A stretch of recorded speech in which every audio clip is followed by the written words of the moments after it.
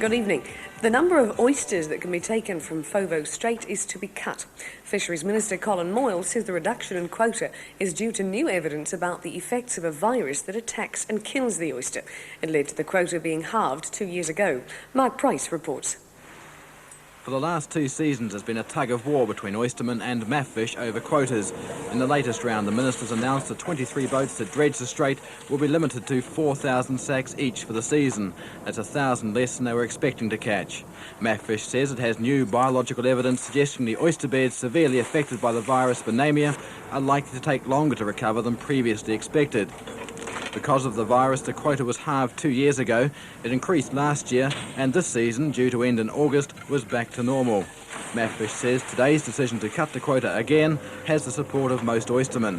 And by acting now, there's less likelihood of more drastic measures being necessary next season. Women need to be more aware of the bone disease osteoporosis, which according to a visiting nutrition expert will be classed as a major problem by the 1990s. Dr. Charlotte Sanborn of Texas Women's University is lecturing in Dunedin tonight on special concerns facing female athletes. Kim Hurring spoke to her this afternoon. The Dairy, Beef and Lamb Marketing Bureaus have sponsored the visit of 2 experts in nutrition who'll talk in Dunedin tonight. The nutritional message is variety and moderation, and that doesn't mean not caring about your diet, but it means looking at lots of issues at the one time. So you don't just cut out foods because that will help you cut out fat, but you have to look at all the nutrient ranges and say, I'll have a little bit of this and a little bit of this and a little bit of this and a little bit of this, and it all goes together in a big complex message. Of course, it suits the sponsors to promote this message, but Louise Burke says she's long believed that to cut meat products to avoid fat just sacrifices vital iron and calcium. Calcium's also vital in preventing the modern curse of women, osteoporosis. It can lead to broken wrists, hips, spine, and this disorder known as dowager's hump. It's a bone disease that's affecting greater numbers of highly active 18 to 35-year-olds who've stopped menstruating as a result of their exercising. The modern answer is thought to be replacing the female hormone, estrogen. It's going to be a problem for women, and I think it's going to be an issue that we have to be concerned about. And so with our athlete, we're concerned about her because we see that an awful lot of athletes have menstrual irregularities. They don't have menses. They don't have normal menstruation. Without the normal menstruation, they don't have estrogen. Invercargill's readers are cooperating in the massive shift of books from the old library, which closed on Saturday, to the new one. They've borrowed thousands of extra books, which they'll return to the new library when it opens in a fortnight. Kathy Graham's been watching the preparations. Library staff who've suffered for years in cramped conditions at the old library are delighted with the move. On Saturday, even the children were helping out by borrowing extra books. Everyone's been given till August to return them without risking overdue fines. When the doors finally closed, it signalled the end of an era. The old library building's now up for sale. Meanwhile, in D Street, there's a flurry of activity as the finishing touches are made to the new building.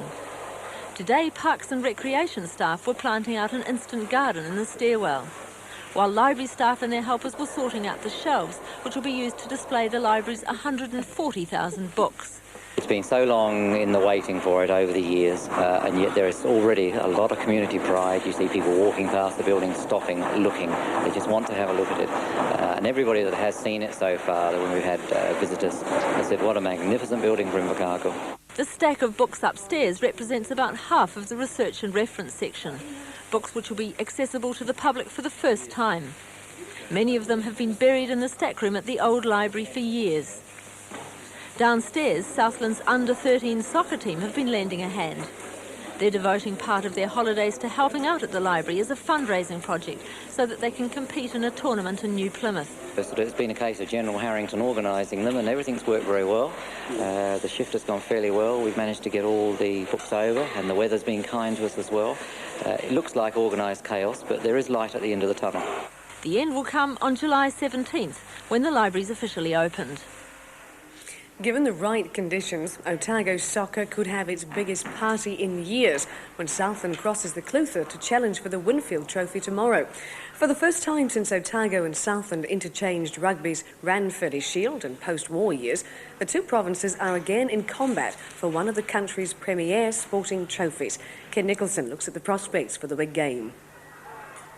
The often empty terraces at the Caledonian ground can expect hordes of Southland supporters up for the match, and this local derby atmosphere will give the challenge special appeal. Since winning the trophy from Auckland at the end of last season, Otago has withstood challenges from North Otago and South Canterbury, but while some people might think the serious challenges come from the North Islanders later in the season, Otago coach Bill Fleming is well aware of the danger the Southlanders provide. Oh, they're not going to be easy. Having said that, I've watched them about half a dozen times this year already. They're exciting side to watch. It's going to be good. It's good for the sport. It's probably good for Otago, definitely, and definitely good for Southland. I'll bring a few up with them, and you'll be able to hear them. No worries about that. The backbone of the Southland Challenge comes from former World Cup midfielder Kenny Creswell, and he stands out as the greatest potential influence on the game. Well, you've got to respect Ken for what he's done. Not only with what he's done in his own football career, but what he's done with Southland. Even though Southland plays in a lower league than most of the Otago squad, the quality of its play this year suggests one can't be sure where the Winfield Shield will reside on Thursday. Should be interesting. We'll have that result tomorrow night. Now, something you may not be aware of, but those indoor plants in the living room are doing good things for the air you breathe. The American Space Agency, NASA, has found they're very efficient at absorbing potentially harmful gases. Margot Chandler Both reports. the Russians and Americans are researching the effect of plants on the quality of air inside rockets and space stations, but the findings could have a more earthly application. Increasingly, modern building materials and furnishings contain synthetic products, like the backing of carpets and pressed wood and fire retardants. These give off toxic gases: benzene, formaldehyde and trichloroethylene. A joint project between NASA and the American Association of Landscape Contractors has tested 10 common houseplants and found they can help to fight the build-up. Through photosynthesis, plants can filter these dangerous gases through microscopic holes on their leaves. Well, in the tests, which were completely airtight chambers, where they would put the formaldehyde molecules or the benzene molecules into these airtight chambers, and then they would have a plant in that chamber, they found that certain varieties of plants actually reduce the pollutant molecules up to 80 or 89% in a 24-hour period. But just how many of these clean air machines do you need? The NASA study said that in a home of 1,500 square feet, if you had from 15 to 20 spider plants or pothos, golden pothos plants, that would eradicate all these pollutants in a 24-hour period. Perhaps this is finally proof of the power of plants. They not only look good, but they make us feel good as well. And that's it from the South tonight. We'll be back tomorrow night. Good night.